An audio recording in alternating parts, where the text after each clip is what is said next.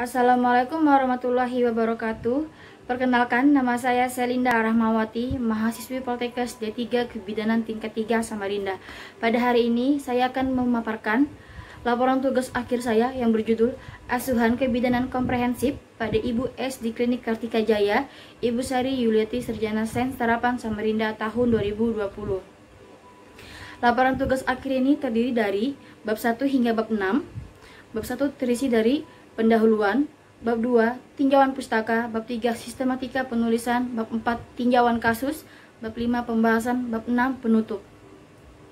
Bab 1 pendahuluan meliputi latar belakang, rumusan masalah, tujuan, manfaat, orang lingkup, serta sistematika penulisan. Latar belakang, dengan meningkatnya AKI dan AKB setiap tahunnya berdasarkan hasil survei, sehingga sebagai calon bidan kita diharapkan dapat membantu program pemerintah untuk mengurangi AKI dan AKB, salah satunya dengan melakukan asuhan kebidanan mulai dari kehamilan hingga ibu melakukan KB. Bab 2 yaitu tinjauan pustaka. A. Konsep dasar teori. B. Konsep dasar manajemen yang meliputi kehamilan, persalinan, bayi baru lahir, nipas, neonatus, serta keluarga berencana. Bab 3 terdiri dari sistematika penulisan. Yang pertama, jenis karangan ilmiah, tempat dan waktu, subjek kasus, pengumpulan data dan analisa data, keterbatasan, etika penelitian, kerangka kerja, instrumen. Bab 4 tinjauan kasus. AMC 1 7 Februari tahun 2020 pukul 13.00 siang di Klinik Kartika Jaya Samarinda. Keluhan kaki bengkak, riwayat menstruasi, HPHT, tanggal 28 bulan 5 tahun 2019, tafsiran persalinan, tanggal 5 bulan 3 tahun 2020. Pemeriksaan umum pada bagian fisiknya, berat badan 66 kg, tekanan darah 110/90, nadi 80 kali per menit, puting susu pada sebelah kanan mendatar dan sebelah kiri menonjol. Letak kepala, punggung kiri, TFU 27 cm, DJJ 152 kali per menit, konvergen. Pemeriksaan penunjang, pemeriksaan laboratorium dari dokter pada tanggal 5 Februari tahun 2020, hasil HB ibu 10 mg per dl, HIP non-reaktif, HBsAg non-reaktif. Untuk diagnosanya, G1P0000, usia kehamilan 36 minggu 3 hari, janin tunggal hidup intrauterin, masalah oedem kaki. Untuk penata laksanaan yang dilakukan, memberikan penyuluhan kesehatan mengenai ketidaknyamanan ibu hamil, tanda bahaya pada ibu hamil, nutrisi ibu hamil, serta menganjurkan kepada ibu untuk melakukan kunjungan ulang selanjutnya, yaitu pada tanggal 14 Februari tahun 2020 atau periksa jika ada keluhan. Untuk ANC kedua, pada tanggal 14 Februari tahun 2020 pukul 13.00 siang di Klinik Kartika Jaya Samarinda. Keluhan, nyeri perut bagian bawah, riwayat menstruasinya 28 bulan 5 tahun 2019, tafsiran persalinan, tanggal 5 bulan 3 tahun 2020, pemeriksaan umum pada bagian fisik, berat badan 67 kg, tekanan darah 120/90, nadi 78 kali per menit, letak kepala, punggung kiri, TFU 28 cm, DJJ 152 dan konvergen. Pada hari itu dilakukan pemeriksaan USG G1P0000, usia kehamilan 37 minggu 3 hari, DJJ 150 kali per menit, letak kepala, jenis kelamin perempuan, plasenta pundus, ketuban utuh. Diagnosa G1P0000, usia kehamilan 37 minggu 3 hari, janin tunggal hidup intrauterin, masalah nyeri perut bagian bawah.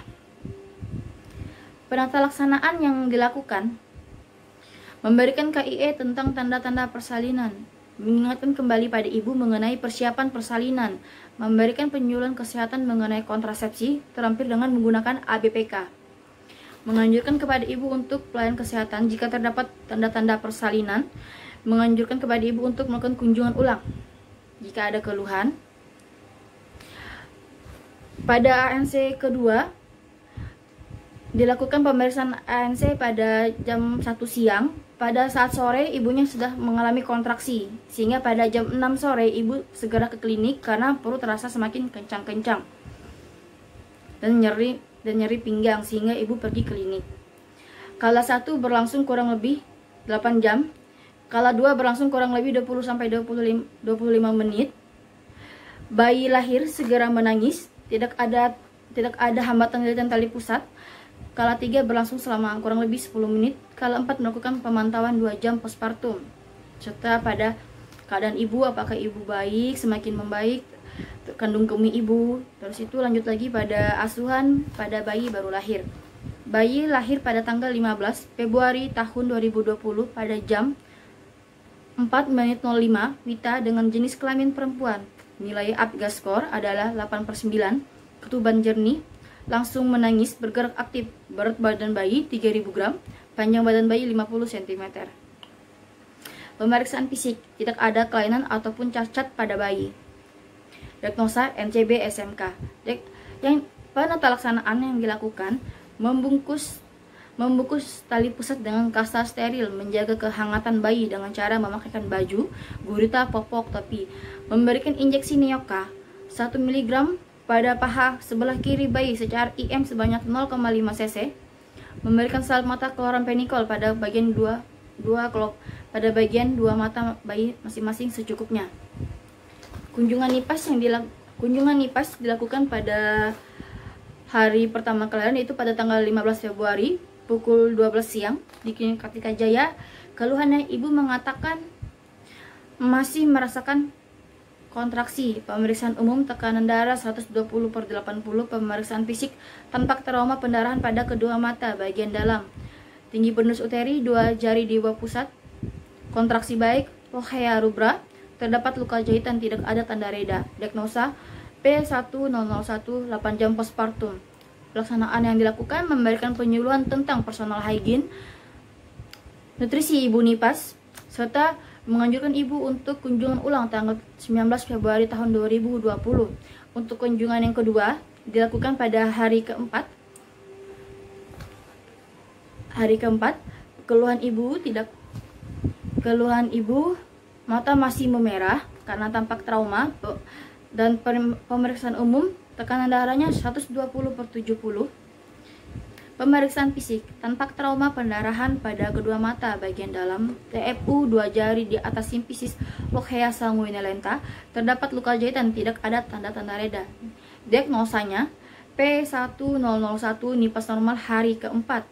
Dengan penata laksanaan, mengkonsultasikan ke dokter umum karena trauma pendarahan pada kedua mata, memberikan penyuluhan cara menyusui yang benar, memberikan penyuluhan tentang bendungan ASI, menganjurkan ibu untuk kunjungan ulang tanggal 15 Maret tahun 2020 atau periksa jika ada keluhan. Pada kunjungan ketiga, 15 Maret tahun 2020 pukul 15.00 di rumah ibu. Keluhan ibu tidak ada keluhan. Pemeriksaan umum tekanan darah ibu 110/70. Pemeriksaan fisik TFU tidak teraba, lochia sanguinolenta. Diagnosa P1001, NIPAS normal hari ke-29. Dengan menjelaskan penata laksanaan, menjelaskan kembali tentang metode kontrasepsi, macam-macam kontrasepsi dan efek sampingnya, memberikan penyuluhan kesehatan tentang personal hygiene untuk menjaga diri ibu dan bayi. Pada kunjungan bayi, kunjungan neonatus, kunjungan pertama dilakukan pada tanggal 15 Februari tahun 2020 pukul 12.00 di Klinik Kartika Jaya. Keluhan tidak ada pada bayi. Pemeriksaan fisik, pemeriksaan umum pada bayi, berat badan 3000 gram, panjang badan 50 cm, respirasi 42 kali per menit, nadi 132 kali per menit. Pemeriksaan fisik, tidak ada kelainan ataupun cacat pada neonatus. Diagnosa NCB SMK, usia 8 jam. Penata laksanaan yang dilakukan, menjaga kehangatan bayi, memperhatikan tanda bahaya pada bayi, mengajarkan ibu cara menyusui yang benar, serta ASI eksklusif. Untuk kunjungan kedua, tanggal 19 Februari tahun 2020 pukul 1 siang di Klinik Kartika Jaya. Keluhan tidak ada. Pemeriksaan umum, berat badan 3100 gram, panjang badan 50 cm, respirasi 42 kali per menit, nadi 136 kali per menit. Pemeriksaan fisik tidak ada kelainan ataupun cacat. Diagnosa NCB SMK usia 4 hari. Pada saat kunjungan 2, bayi dilakukan imunisasi HB0. Penata laksanaan yang dilakukan menganjurkan ibu untuk lebih sering memberi ASI pada bayi, menjemur bayi di pagi hari kurang lebih 10-15 menit, memberikan pendidikan tentang imunisasi. Untuk kunjungan ketiga dilakukan pada tanggal 25 Februari tahun 2020 deh. Keluhan tidak ada. Pemeriksaan umum, berat badan 3100 gram, panjang badan 53 cm, respirasi 46 kali per menit, nadi 138 kali per menit. Pemeriksaan fisik tidak ada kelainan ataupun cacat. Diagnosa NCB SMK usia 10 hari. Memberikan penata laksanaan yang dilakukan, memberikan informasi pada ibu tentang imunisasi lengkap pada bayi, memberikan informasi tentang pemberian makanan pendamping ASI pada anak usia 6 bulan dan ASI dikonsumsi selama 2 tahun. Mengingatkan ibu mengenai kunjungan ulang untuk memeriksakan keadaan bayinya, sekaligus untuk pemberian imunisasi BCG. Pelayanan kontrasepsi tidak ada keluhan. Untuk pemeriksaan umum, tekanan darah ibu normal, TFU sudah tidak teraba lagi, Lohea Sangun Renter, terdapat sisa benang jahitan. Diagnosa P1001 calon akseptor KB. Penata laksanaan yang diberikan menjelaskan kembali tentang metode kontrasepsi, macam-macam kontrasepsi dan efek sampingnya, memberikan kesempatan pada ibu untuk memilih kontrasepsi, menganjurkan ibu untuk pergi ke tenaga kesehatan ketika ingin menggunakan kontrasepsi.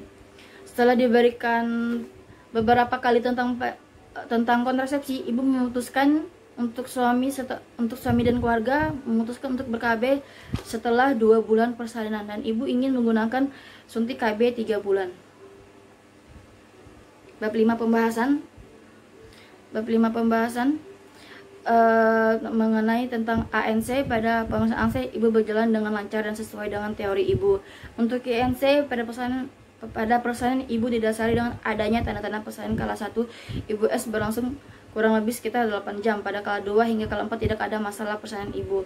Pada bayi baru lahir, bayi sehat akan menangis kuat, bernapas spontan, menggerakkan tangan dan kakinya, dan kulit berwarna kemerahan. Dwi tahun 2011. Pemeriksaan PNC. Dalam masa ini ibu telah mendapatkan 3 kali kunjungan masa nifas, yaitu 6 jam setelah persalinan, 4 hari setelah persalinan, dan 29 hari setelah persalinan. Neonatal care. Setiap kunjungan bayi dalam keadaan sehat, namun peningkatan berat badan bayi dari 3000 ke 3100 gram. Keluarga berencana. Dalam pemberian konseling kontrasepsi berjalan lancar, dan ibu S memutuskan untuk berdiskusi kembali dengan suaminya dan keluarganya karena ibu ingin menggunakan kontrasepsi KB 3 bulan setelah 2 bulan persalinan. Yang terakhir, bab 4 penutupan. Setelah penulisan melakukan kegiatan asuhan kebidanan pada ibu S secara komprehensif, mulai dari kehamilan, persalinan, bayi baru lahir, nifas, nyatos hingga ber-KB, ditemukan beberapa resiko yang sangat penting untuk kita memberikan penyuluhan terhadap ibu agar ibu lebih mengerti apa dampak efek ke depan. Sekian dari saya. Wassalamualaikum warahmatullahi wabarakatuh.